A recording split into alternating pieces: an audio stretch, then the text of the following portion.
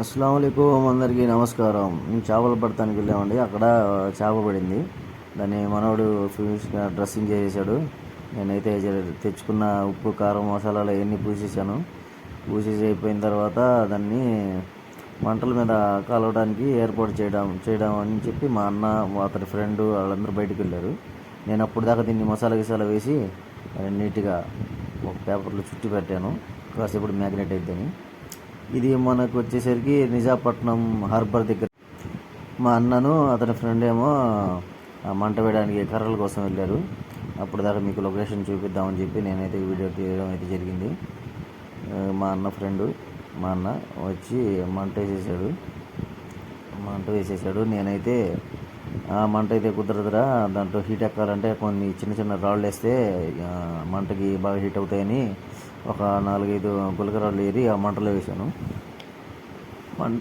వేయగానే హీట్ వచ్చేసింది. మా అన్నేమో వెడల్పాటి నాపరాయి బండ ఒకటి అరేంజ్ చేశాడు. ఇక దాని మీద పెట్టి ఆ చేపని కుక్ చేసాం. అట్లా కుక్ చేస్తున్నాగానే నైట్ అయిపోయింది. నైట్ మొత్తం అక్కడ స్టే చేసాం. మీరు లాస్ట్ వరకు చూడండి.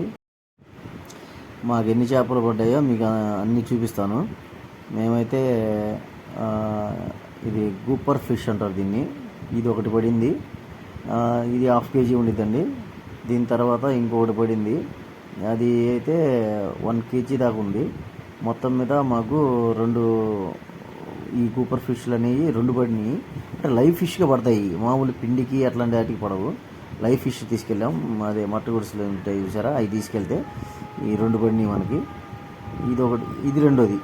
ఇది 1 kg దాకా ఉండిద్ది, గట్టిగా ఉండిద్ది. ఇదొకటి, అదొకటి, 2. ఇక మామూలు చిన్న చిన్న చేపలు మొత్తం కలిపి ఒక 2 కిలోలు 3 కిలోలు దాకా పడి ఉంటాయండి. అట్లాగే నైట్ అయిపోయింది మాకు. మేము బయలుదేరి అయితే వచ్చేసాం. బాగా నైట్ అయిందండి. మేము ఇంటికి వచ్చేసరికల్లా గట్టిగా 11, 12 అట్లా అయింది నైటు. మా అన్న వెతికిన బండ అదేనండి. ఆ బండ మీద పెట్టి ఆ చేపను పెట్టి కాల్చేసాం. అది కాల్చేసి అక్కడే తిన్నాం. అంటే బీచ్ పక్క మంట వేసి మంట మీద బండ పెట్టి, బండ మీద చేప పెట్టి కాల్చాం. అయితే టేస్ట్ మాత్రం సూపర్గా ఉందండి. మీరు కూడా ఇట్లా నైట్ టైం స్టే చేయాలి, చేపలు పట్టడానికి రావాలి అనుకుంటే కామెంట్ చేయండి. అయితే ఓపిక ఉండాలండి మీకు. గట్టిగా ఓపిక ఉంటే చేపలు పట్టడానికి అవకాశం ఉండిద్ది. మీకు ఓపిక లేకపోతే మనం ఏం చేయలేం. మా ఛానల్ ఫిష్ హంటర్ ఖాన్ని సబ్స్క్రైబ్ చేయండి, లైక్ చేయండి, షేర్ చేయండి. Thank you friends.